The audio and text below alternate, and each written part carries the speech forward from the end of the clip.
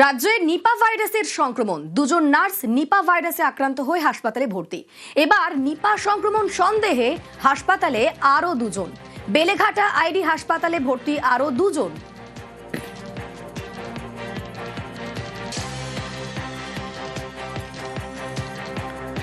নিপা সংক্রমণ সন্দেহে হাসপাতালে ভর্তি আরো দুজন। কারা তারা? আমাদের সঙ্গে রয়েছেন প্রতিনিধি অভিজিৎ। অভিজিৎ, কি খবর পাওয়া যাচ্ছে? অনিন্দিতা, এই দুজনই বর্ধমান মেডিকেল কলেজের একজন নার্স এবং একজন হচ্ছে সেখানকার হাউস স্টাফ। এবং এই দুজনই যে আক্রান্ত নার্স, বারাসাতের বেসরকারি হাসপাতালের যে মহিলা নার্স যিনি নিপায় আক্রান্ত হয়েছেন, তিনি কদিন আগে বাড়ি গিয়েছিলেন তার পূর্ব বর্ধমানের কাটোয়ার বাড়িতে, এবং সেখানে অসুস্থ হওয়ার পর এই বর্ধমান মেডিকেল কলেজ হাসপাতালে চিকিৎসাধীন ছিলেন। এবং সেখানেই এই নার্স, বর্ধমান মেডিকেলের এই নার্স এবং হাউস স্টাফ তার সংস্পর্শে এসেছিলেন বলে জানা গেছে। এবং তারপরেই তাদের জ্বর, সর্দি কাশি, গা হাত পা ব্যথা, খিচুড়ির মতন বেশ কিছু নিপার উপসর্গ দেখা দেয়। এবং তারপরেই বর্ধমান মেডিকেল কলেজ কর্তৃপক্ষ প্রথমে নার্সকে গতকাল গভীর রাতে বেলেঘাটা আইডি হাসপাতালে পাঠায়, এবং হাউস স্টাফ যিনি আছেন দক্ষিণ চব্বিশ পরগনার বাসিন্দা এই পুরুষ হাউস স্টাফ, তাকে আজকে সকালবেলা বেলেঘাটা আইডি হাসপাতালে পাঠানো হয়। দুজনেই আইসোলেশন ওয়ার্ডে চিকিৎসাধীন রয়েছে, তবে দুজনের শারীরিক অবস্থায় স্থিতিশীল রয়েছে। এখনো কোনো রকম ভয়ের কোনো কারণ নেই। চিকিৎসকরা দুজনকেই পর্যবেক্ষণে রেখেছেন। আমাদের সঙ্গে তুমি থাকো অভিজিৎ। এই ঘটনা যখন সামনে আসে, দুজন নার্স নিপাতে আক্রান্ত, তারপরেই এই আক্রান্তদের সংস্পর্শে কারা এসেছিলেন সেই বিষয়টাই খতিয়ে দেখা হয়। আর এবার জানা যাচ্ছে যে নিপা আক্রান্তদের সংস্পর্শে আসারা নেগেটিভ।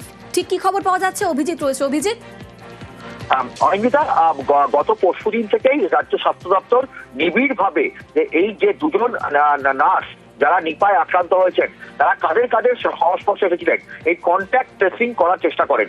এবং এখনো পর্যন্ত বিভিন্ন জায়গায় বর্তমানে 38 জনকে ট্রেসিং করা হয়েছে, তাদের নমুনা পরীক্ষার জন্য পাঠানো হয়েছে। পাশাপাশি বারাসাত বেসরকারি হাসপাতাল, বারাসাতের যে বেসরকারি হাসপাতালের এই দুজন নার্স যারা নিপায় আক্রান্ত, সেখানকার 22 জন তাদের সহকর্মী নার্স, স্বাস্থ্যকর্মী রয়েছেন, তাদের নমুনা পাঠানো হয়েছিল কল্যাণী এইমসে এবং সেখান থেকে পুনের এনআইভিতে। সেখানে 22 জনের ক্ষেত্রেই সেখানে প্রত্যেকেরই নেগেটিভ এসেছে, অর্থাৎ তারা কেউই নিপা ভাইরাসে আক্রান্ত নন। অনিন্দিতা, বেশ, আমাদের সঙ্গে তুমি থাকো অভিজিৎ।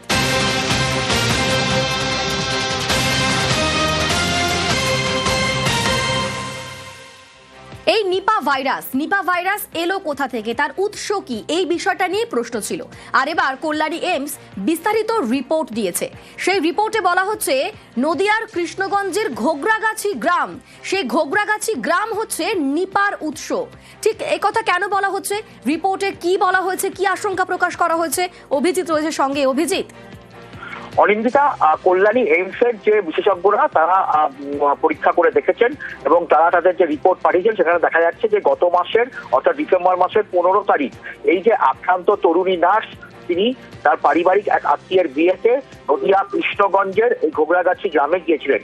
এবং এই গ্রামটি একদম বাংলাদেশ সীমান্তের লাগোয়া, যার উল্টো দিকে হচ্ছে চুয়াডাঙ্গা, বাংলাদেশের চুয়াডাঙ্গা, এবং কিছুটা দূরেই হচ্ছে কুষ্টিয়া। এবং এই দুটি জায়গাতেই এখন নিপার প্রাদুর্ভাব চলছে বেশ কিছুদিন ধরেই।